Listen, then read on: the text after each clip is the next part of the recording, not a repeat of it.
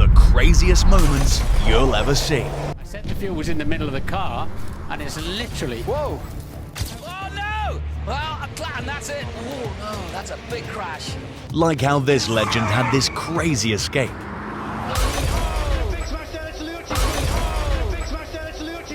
Look how close that car is. That's insane. But speaking of insane, you gotta see this lunatic. That is just the most idiotic thing I have seen in a long, long while. This is without a doubt the most idiotic thing you could ever do. I'm not even sure what this guy was up to. What are you? An idiot sandwich. Thank God nothing happened. But guys, I can't say the same for this race. Cause when these two drivers started to race aggressively, Everyone just about squeezes through. We go on board with Alex Zanardi, but his opening move is off, and that's a spin. Oh, and that's a big accident. it's crazy how in just a millisecond you can lose control of the car. Luckily nothing happened to the driver, but you can see how big that was. Later, you'll see the craziest moment in the history of F1. But first, you gotta see this. Definitely, this is one of the most shocking races in history. When the 2007 European GP started, bits of rain were already noticed by the drivers. But still, no biggie. Drivers started racing, no issues whatsoever. But then, literally on lap 2, it all went to Button was running in, or does he? It's another one, and this is going to get just aquaplaning, not clear, sufficient amount. just within a couple of seconds. 6 cars had either spun out, collided, or gone sliding in the gravel. The whole track became a f***ing river. I mean, driving there was an absolute atrocity. The race got cooled off for a while, waiting for the rain to cool down. But when the race finally restarted, who would have thought that the best part of the race was what came next? The legends Massa and Alonso were battling hard. It was a great fight for the lead. It was just a couple of tenths between the two. Clearly things couldn't have gotten any closer. But after some laps, when both of them got desperate to win, chaos. So much so that it even became a big controversy in F1. But let them get back to that controversial lap first, and we'll come back to them. Till then, check this out. When these two drivers were fighting for a very, very serious position, P13, Maldonado took that way too seriously. Pits straight into Esteban Gutierrez, and you're right. Almighty shunt from the side. That's why he's the GOAT, ladies and gentlemen. That's why he's the GOAT! The GOAT! Thank God nothing happened to Gutierrez. And I bet this cameraman must have said the same thing for himself when he saw this driver. Cause when this driver was making the corner, well, the thing is, he's in a rally car.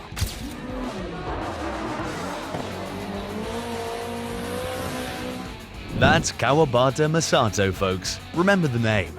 What a cool guy. But speaking of cool, let's talk about our F1's Iceman here. The man who always gives very big explanations. Kimi, did you have any temptation to go to drive the simulator to get better settings for you? No. Kimi has created many iconic moments, but my favorite is when he did the impossible at Spa. Cause when another driver had an engine failure, smoke covered an entire part of the track. I mean, nothing could be seen. So clearly, this meant drivers had to slow down, as they had no other choice. Oh, look at the smoke, what's that? Raikkonen's going to have to lift. It could have been an accident, it could have been a fire, it could have been anything. Absolute commitment. That was absolutely extraordinary. I mean, seriously, this motherfucker didn't lift at all. What a legend. That's why he's the GOAT! The GOAT! But now, here's what happened between Massa and Alonso in that race. Since both got desperate to win, things got serious. And so, when Alonso tried to overtake for the lead, Continually placing. They touch wheels! Incredible. with Massa touching the McLaren, this broke off Alonso's side pod. But since only a couple laps were left, Alonso still made it work and won the race. Fernando Alonso wins the European Grand Prix. What an extraordinary race. What an extraordinary drive. But needless to say, he was not happy. And the crazy thing was how Alonso confronted him about it.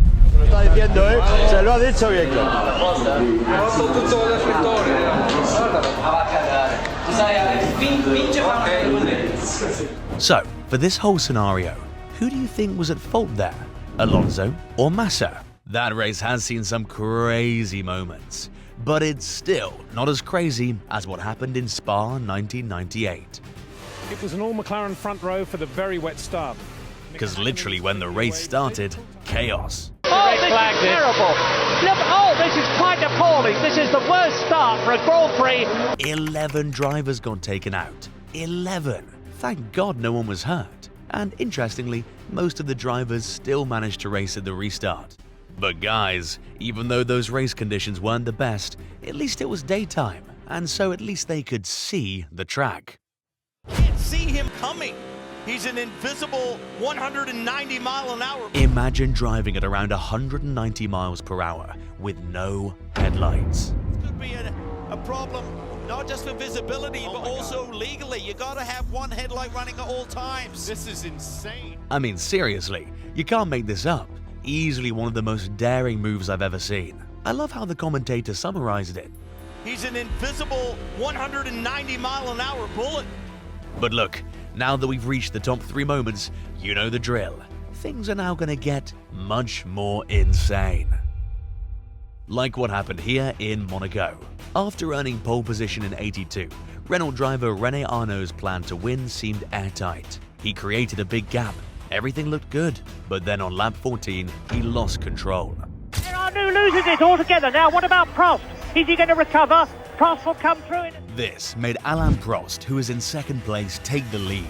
But still, you know, after that, everything was going fine. Till the drama factor came in, and Prost, who was able to hold things down for a bit, also lost control. Africa and Brazil, and there goes Prost. Off, as did Arnoux. My goodness, what about Patrese now? To be fair, this was Prost's only second Monaco GP. So, with just 2 laps to go, Riccardo Patrese, now the 3rd leader of this race, passed the collision site safely, and it seemed like the win was his, until the final lap came. His car also slipped out of control, giving away P1 once again. Pressure off, he only has to cruise around the finish, and he's sliding and he's lost it!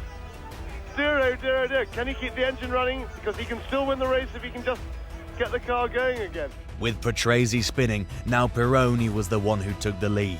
And so, on the 4th try, finally it seemed like we got the race winner, until Pironi ran out of fuel. Through the tunnel for the light. Is that Pironi stationary? It is! My goodness! Must have run out of petrol. Yep, that happened. This made Patrese from earlier take the lead again, and finally win the race. He takes the checkered flag and wins. Only 5 cars made it to the finish line.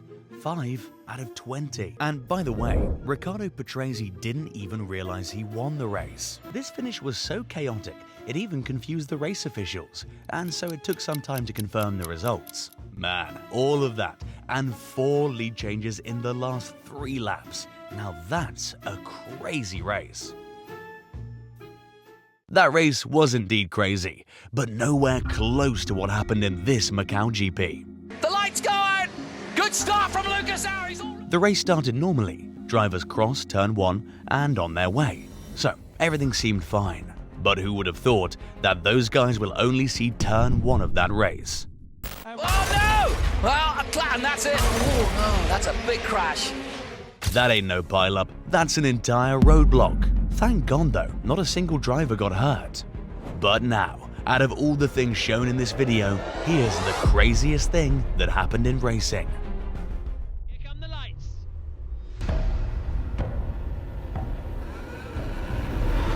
When Romain Grosjean began his race at the 2020 Bahrain Grand Prix, he already gained 2 places at the race start. So things started well. But who knew that in just a few seconds, his whole world will change. I said the fuel was in the middle of the car, and it's literally... Whoa! His car literally split in half and turned into a fireball as it slammed into the railing. Now let's put things into perspective. Grosjean hit the barrier at 137 miles per hour and absorbed nearly 67 Gs of impact. For context, an astronaut only experiences around 3 Gs during takeoff. In just a second, the whole world stopped. I saw this moment live, and I'll be honest, I didn't think it was possible to survive such an incident. But thank God he did. Underneath the barriers. Yeah, extraordinary. Well, the halo saved his life. Truly one of the most incredible sights of the 21st century. He even explained how he got out. Movement stopped, opened my eyes, and the first thing I did, undo the seatbelt, try to remove the wheel, it was gone, so at least one less concern, and then try to jump out. Alan van der Merwe and Dr. Ian Roberts. This FIA's medical team arrived within 10 seconds. Roberts helped Grosjean out of the flames, while van der Merwe used an extinguisher to control the fire. They arrived, bravely went in, and saved Grosjean's life. The big question was, where's the rest of the car and where is the driver? I did think that would be a very bad outcome. Grosjean received over 100,000 messages from past drivers, astronauts, and even fire rescue professionals to make sure he was okay. Data even showed Grosjean's heart rate peaked at an extreme level, yet he still remained conscious throughout. Grosjean's crash inspired a redesign of the FIA's fireproof suits and gloves, extending fire protection from 20 seconds to 30+ seconds. The FIA concluded that Grosjean's incident was a 1 in a million scenario. So yeah, what Grosjean did is one of the craziest moments I've ever seen. I'm the man that walked out of fire.